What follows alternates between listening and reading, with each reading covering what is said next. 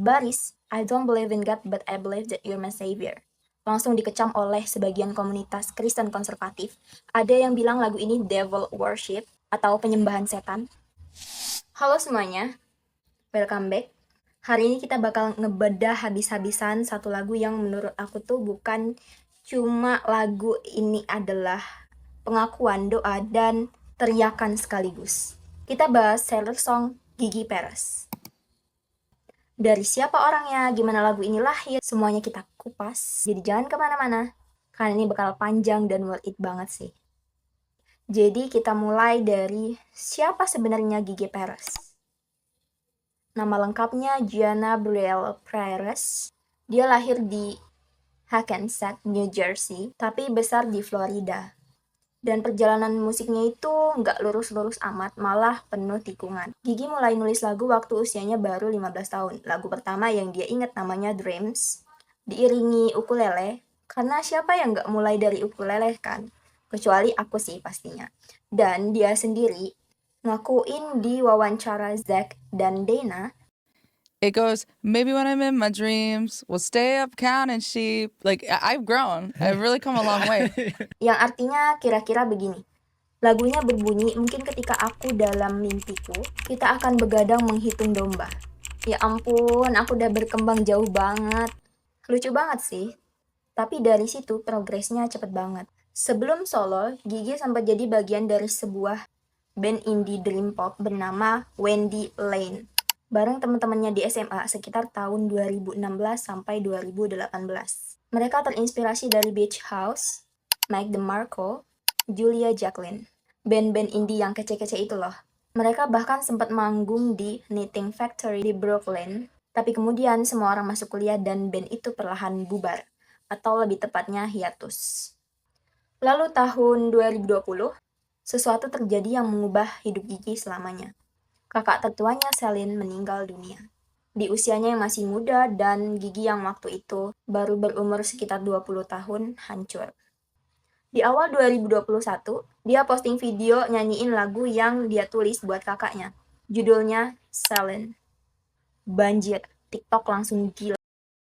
Orang-orang nangis di kolom komentar, nama Gigi Perez mulai masuk radar industri musik. Singkat cerita, Interscope Records, label besar, langsung ngelirik dan ngesign dia. Dia ngerilis extended play How to Catch a Falling Knife di 2023. Tapi, nggak semuanya berjalan mulus di sana. Gigi sendiri pernah bilang di Instagramnya waktu pengumuman independennya, aku merasa terjebak di dalam sebuah mesin yang nggak berjalan dan nggak masuk akal buatku dan aku nggak bahagia. Jadi dia keluar, balik ke Florida, balik ke kamar tidurnya, dan disitulah keajaiban terjadi. Bayangin ini, Februari 2024, Gigi baru aja lepas dari kontrak label, nggak ada penghasilan tetap, nggak ada studio mewah, yang ada cuma kamar tidurnya sendiri, gitar, dan satu mikrofon. Disitulah dia mulai main-mainin gitar, santai, nggak ada ekspektasi, dan tiba-tiba muncul satu kalimat di kepalanya. Kiss me on the mouth and love me like a sailor. Gitu aja, datangnya dari shower kata dia. Dan dari satu kalimat itu, seluruh lagu tumbuh. Gigi cerita di wawancaranya sama Zack dan Dana. Oh, from the moment I wrote it, I was like, I love this song. I love singing it. I'm singing it in the shower, singing it every day. Yang artinya dari pertama kali aku nulis lagu ini, aku langsung sadar. Aku cinta banget sama lagu ini, aku suka nyanyiinnya, aku nyanyiinnya di shower, aku nyanyiin setiap hari. Pintu kamarnya terbuka dan adiknya yang kecil Bella dengerin dari luar. Reaksinya langsung bilang, Gee, how are ya? mungkin seperti itu ya kira-kira ekspresinya dia. Nah, soal verses-nya, itu nggak langsung jadi, butuh sekitar 2 minggu, dan yang seru itu melodi verse-nya. Diambil dari lagu lain yang dia udah tulis setahun sebelumnya, lalu digabungin. Kadang sebuah lagu butuh rumah yang tepat dulu buat bisa lengkap. Buat produksinya, Gigi kolaborasi sama Noah Weinman, produser yang dikenal lewat Project Runner. Mereka saling kirim file bolak-balik, Gigi dari kamar tidurnya di Florida, Noah dari studionya, Subtle Bunny Studios, alias kamar tidurnya juga. Di April 2024, Gigi mulai nge-teasing lagu ini di TikTok. Satu klip pendek, langsung hampir 4 juta viewers saat itu. Dan tanggal 26 Juli 2024, Sailor Song resmi dirilis, single independen ketiganya setelah lepas dari Interscope. Oke, ini dia yang kalian tunggu-tunggu. Saw her in the rightest way, looking like Anne Hathaway, laughing while she hit her pen and coughed. Dari potongan lirik ini, Gigi bilang lagu ini terinspirasi dari sosok nyata seseorang yang dia kenal dan cintai. Dia bilang, imagine just seeing somebody who has like the ethereal energy of Anne Hathaway and like how that would affect you. bayangin kamu tiba-tiba ngelihat seseorang yang punya energi seanggun dan semistis Anne Hathaway, dan bayangin betapa besar pengaruhnya itu ke kamu. Jadi, looking like Anne Hathaway itu bukan literally mirip Anne Hathaway. Ini soal aura, energi yang elegan, memukau, bikin kamu nggak melirik. Terus detail loving while she hit her pen and coughed. Ini bikin orang nyata banget, ibaratkan dia lagi ketawa terus batuk-batuk. Nah, detail kayak gini nih yang bikin lagu ini tuh terasa kayak kamu lagi ngintip momen privat seseorang. Baris ini menggambarkan momen narator melihat kekasihnya dengan jernih dan penuh kekaguman. Sebuah momen kelucuan kecil yang justru bikin seseorang semakin manusiawi dan semakin menarik. And then she came up to my knees, begging, baby, would you please do the things you said you'd do to me. Ada dinamika keinginan yang sangat nyata di sini, sang kekasih yang memohon, yang menginginkan si narator pada janji-janji yang pernah diucapkan. Di sini ada ketegangan antara keinginan dan penantian, dan itu baru verse 1. Won't you kiss me on the mouth and love me like a sailor? Ini yang bikin semua orang berhenti. Love me like a sailor. Kenapa pelaut? Karena pelaut itu simbol cinta yang brutal dan jujur. Mereka pergi jauh tapi selalu rindu pulang. Mereka mencintai dengan seluruh tubuh dan jiwa, tapi tahu bahwa lautan bisa memisahkan segalanya. Ini adalah permintaan cinta yang intens, all in, tanpa setengah-setengah. When you get a taste, can you tell me what's my flavor? Playful tapi dalam sih. Ini bukan soal fisik, ini soal apakah kamu benar-benar mengenal aku, apa yang kamu rasakan dari aku ketika kamu benar-benar dekat, kayak gitu. Nah, ibaratnya kayak gitulah ya. Ini tuh pertanyaan tentang intimasi yang sejati. Don't believe in God, but I believe that you're my savior. Nah, ini dia baris yang sempat bikin internet terbakar. Gigi sendiri menjelaskan konteks baris ini di wawancara Zack dan Dana. You know, with Sailor Song was a time where I was looking at this person as a means of like, you're like the only thing that I can hold on to. Nothing around like this reality, this plane that I'm in. I don't get it, you know. But I'm gonna tell myself this, and I'm gonna tell myself that you're this thing to me, you know. And I don't believe in God, and that was said with defeat. Yang artinya, waktu nulis Sailor Song, aku lagi di titik dimana aku memandang orang itu sebagai satu-satunya hal yang bisa aku pegang. Gak ada yang masuk akal di sekitarku, di dunia ini, di realita ini. Aku gak ngerti apa-apa. Tapi aku bilang ke diriku sendiri, kamu adalah segalanya buat aku. Dan soal aku gak percaya Tuhan, itu diucapkan dengan rasa kalah, pasrah. David di sini mengungkapkan sebaliknya, yaitu pengakuan seseorang yang kelelahan dan menyerah, yang udah gak tahu lagi harus berpegang pada apa selain orang yang dia cintai. Bukan arogan, bukan juga provokasi. Gigi tumbuh di lingkungan Kristen yang sangat kental, kadang ke gereja sampai 3 kali seminggu. Tapi kematian kakaknya di 2020 merobek semua keyakinannya. Dia nggak bisa lagi menemukan Tuhan di tengah rasa sakitnya. Yang bisa dia temukan hanyalah satu orang yang dia cintai, yang jadi satu-satunya cahaya di kegelapan itu. Jadi, you're my savior itu bukan blasphemy. My mom said that she's worried, but I'm covered in his favor. Di sini ada lapisan yang menarik. Ibunya khawatir. Kenapa? Karena ini cinta sesama perempuan. Ini keluar dari pakem yang diajarkan oleh iman mereka. Tapi Gigi bilang, I'm covered in his favor. Dan ini terdengar seperti dia masih mencoba mendamaikan imannya dengan identitasnya. When we're getting dirty, I forget all that is wrong. I sleep so I can see you, 'cause I hate to wait so long. Cinta ini jadi pelarian. Ketika mereka bersama, semua keributan di kepalanya berhenti sebentar. Dan bahkan tidur pun jadi cara untuk bertemu, karena di mimpi, dia bisa lebih cepat sampai ke orang itu. Benar nggak sih?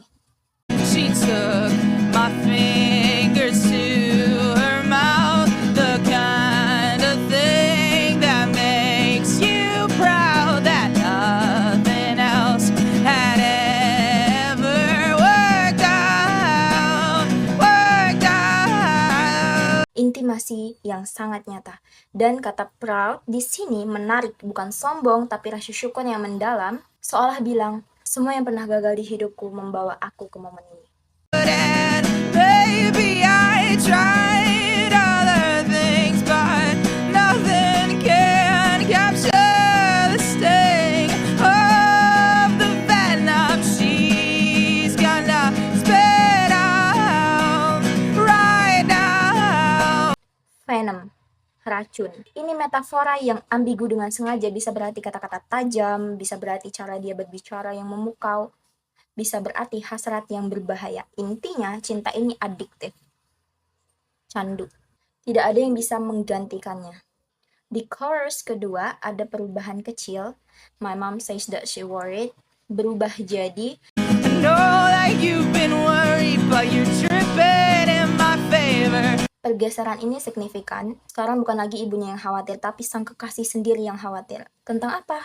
Ya mungkin tentang penilaian orang, mungkin tentang konsekuensi dari hubungan ini. Dan Gigi menjawab dengan, tapi kau diliputi berkat dariku. Ini momen di mana narator berbalik. Dari yang minta ditenangkan, sekarang dia yang menenangkan. We can run away to the walls inside your house. I can be the cat, baby. You can be the mouse. Ini bagian paling playful dari seluruh lagu dan itu disengaja. Di tengah semua berat, kehilangan, keraguan iman dan tekanan sosial, ada ruang kecil yang aman. Rumah dinding yang memisahkan mereka dari dunia luar. Cat and mouse. Ada permainan kekuasaan yang manis di sini. Dan baris terakhir di versi extended-nya, We can go forever until you wanna sit it out. ada realisme di sini juga. Cinta ini bisa berlangsung selamanya selama keduanya mau. Ada agency, ada pilihan. Oke, kita nggak bisa ngomongin Sailor Song tanpa bahas kontroversinya. Ketika lagu ini viral, baris I don't believe in God but I believe that you're my savior langsung dikecam oleh sebagian komunitas Kristen konservatif. Ada yang bilang lagu ini devil worship atau penyembahan setan. Ada yang minta Gigi ganti liriknya. Respon Gigi tegas banget. Dia nulis di postingan TikToknya, penulisan laguku bukanlah sebuah demokrasi. Dan itu bukan semata-mata sikap defensif. Di video TikTok yang dia posting waktu itu, dia menulis, artinya, aku melihat semua komentar kalian dan aku sangat terkejut betapa banyak orang yang mengerti dan memiliki perasaan yang sama denganku. Kesedihan, Tuhan, dan semua hal yang tak seorang pun bisa persiapkan untuk dijalani dalam hidup. Sehingga kamu seperti berjalan di pulau ini sendirian. Ini berarti bukan orang yang mau provokatif. Ini orang yang baru aja nemu komunitasnya sendiri setelah bertahun-tahun ngerasa sendirian dengan pertanyaan-pertanyaan besar di kepalanya. Banyak lagu cinta di dunia ini, ribuan, jutaan, tapi Sailor Song beda. Beda karena dia nggak mencoba terdengar sempurna. Dia nggak nutupin rasa sakitnya, dia nulis dari tempat yang paling rapuh dalam hidupnya. Kehilangan kakak, krisis iman, dan cinta yang terlarang. Dan dia nggak filter apapun. Makanya, begitu banyak orang yang relate. Bukan cuma dari komunitas LGBTQ+, atau istilah umumnya adalah keberagaman orientasi seksual dan identitas gender di luar heteroseksual dan cisgender. Meskipun lagu ini jelas jadi anthem untuk banyak orang queer yang tumbuh di lingkungan religius, tapi juga orang yang pernah kehilangan seseorang, yang pernah mempertanyakan imannya, yang pernah ngerasa satu-satunya pegangan di dunia ini adalah satu orang yang kamu cintai. Di evening show dengan Dan O'Connell, Yang artinya ini adalah lagu cinta, tetapi lagu cinta itu ditulis seolah-olah orang ini adalah pelarianku dari hal yang sangat tidak pasti dan gak berdaya yang selama ini aku hadapi. Dan itu persis yang bikin lagu ini menembus batas bahasa, batas budaya, batas orientasi, dan batas agama. Gigi nggak berhenti di sini. Setelah Sailor Songs viral, dia ngerilis Fable, yang lahir justru dari reaksi publik terhadap Sailor Song. Menarik nggak sih? Lagu ini bicara soal perjalanannya mendekonstruksi agama dengan baris. Cinta adalah hukumnya, dan agama adalah sesuatu yang diajarkan. Yang langsung viral lagi. Kalau video ini rame, kalian bisa minta aku buat bahas lagu ini selanjutnya. Lalu dia sign ke Island Records, label dengan sejarah yang kaya, dan debut albumnya At the Beach in Every Life. Akhirnya rilis sebuah album yang seluruhnya dia tulis dan produksi sendiri, sebagian besar dari kamar tidurnya di Florida. Dari seorang gadis yang merasa terjebak dalam mesin yang salah menjadi artis yang namanya terpampang di Times Square. Bukan cuma lagu cinta. Ini lagu tentang bertahan hidup dengan cara yang paling jujur yang bisa kalian lakukan. Entah itu lewat musik, lewat cinta, lewat keberanian bilang hal yang orang lain takut ucapkan. Gigi Perez nulis lagu ini dari kamar tidurnya dengan mikrofon biasa, tanpa label besar, tanpa studio mewah, dan hasilnya peringkat 1 di UK, masuk Billboard Hot 100, ratusan juta streams, dan namanya nongol di Times Square. Kadang, kamu cuma butuh balik ke kamarmu, tutup pintunya, dan mulai nulis yang ada di hati dan otakmu. Oke, itu aja. Makasih udah nonton sampai sini. Jangan lupa like, share, and subscribe, karena masih banyak lagu lain yang pengen aku bedah bareng kalian. Untuk sumber yang digunakan, kalian bisa cek di deskripsi aku. Sampai ketemu di video berikutnya.